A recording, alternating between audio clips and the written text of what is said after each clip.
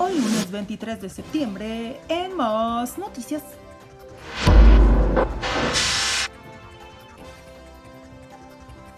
Cuba sufre la peor jornada de apagones en meses por un déficit de energía superior al 45%. Cuba vivió la noche del jueves su peor jornada de apagones en lo que va del año, que dejó sin luz a casi la mitad de usuarios entre hogares, centros de trabajo y otros, debido a un déficit de energía a nivel nacional superior al 45%, informaron el viernes los directivos del sector. La isla, que en los últimos años sufre fuertes apagones que pueden durar desde pocos minutos hasta más de 8 horas, ya había tenido jornadas de déficit electrónico de entre el 30 y 40% en febrero y marzo del presente año, y durante días pasados fue una cifra récord. Según habían pronosticado las autoridades de la Unión Eléctrica, la empresa estatal que supervisa toda la actividad en torno a la generación y distribución de la luz, la demanda por la hora pico la noche del jueves alcanzaría los 3.250 megavatios.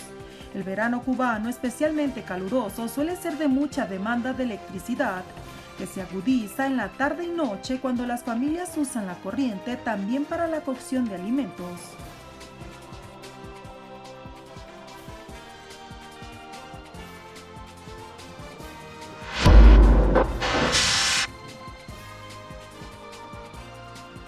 Crisis en Alemania. Cierre de fábricas y despidos en Volkswagen es un terremoto para el país. Terremoto en Volkswagen, decía un crudo titular de Wolfsburger Nachrichten, el periódico de la ciudad del norte alemán, que se ha vuelto un sinónimo de la empresa de automóviles.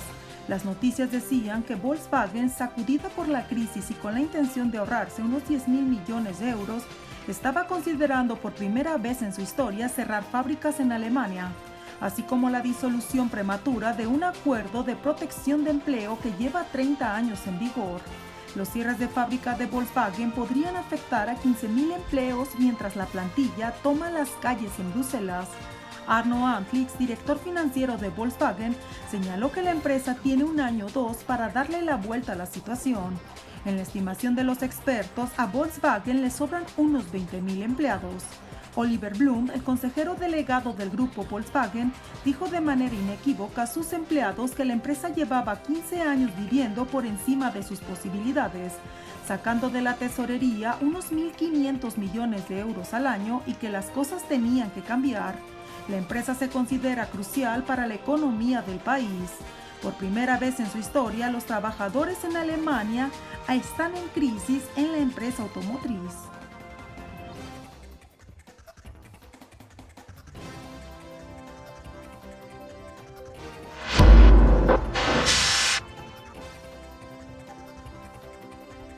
Continúa la violencia en Culiacán por guerra del cártel de Sinaloa.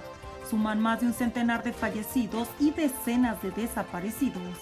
La detención del narcotraficante Ismael El Mayo Zambada, realizada el 25 de julio en Estados Unidos, ha provocado una guerra interna en el cártel de Sinaloa en el noroeste de México, que se ha visto reflejada en enfrentamientos armados, asesinatos, narcobloqueos, robos de vehículos y secuestros.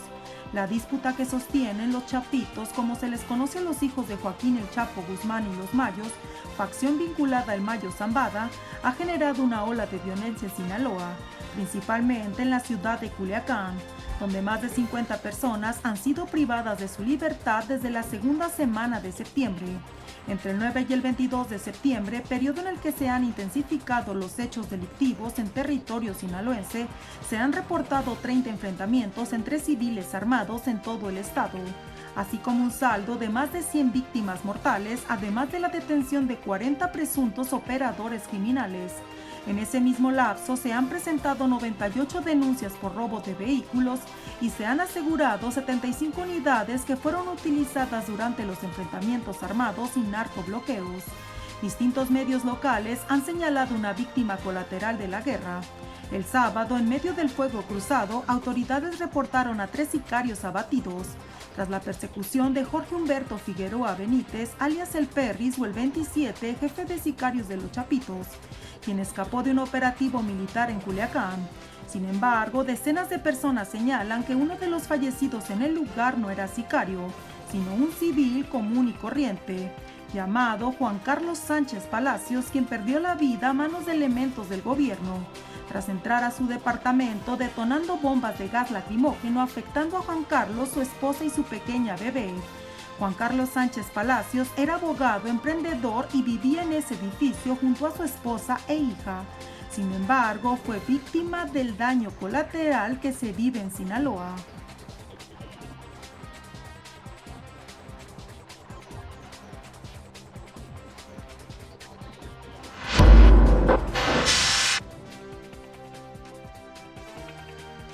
Al menos 51 muertos tras una explosión provocada por una fuga de metano en una mina de carbón en Irán. Más de 50 personas murieron y 20 resultaron heridas en una explosión causada por una fuga de gas en una mina de carbón en el este de Irán, informó el domingo un medio estatal, en uno de los peores desastres mineros en la historia del país. Aún quedaban personas desaparecidas después de la explosión. Unas 70 personas trabajaban en el lugar cuando se produjo la explosión. La televisora estatal mencionó más tarde que se creía que 17 personas seguían atrapadas en el interior en túneles a una profundidad de 700 metros. Sin embargo, las cifras seguían cambiando el domingo y algunos reportes sugerían que el número de muertos es mucho mayor. El nuevo presidente de Irán, Masoud Pezeshkian, indicó que había ordenado que se hicieran todos los esfuerzos para rescatar a los atrapados.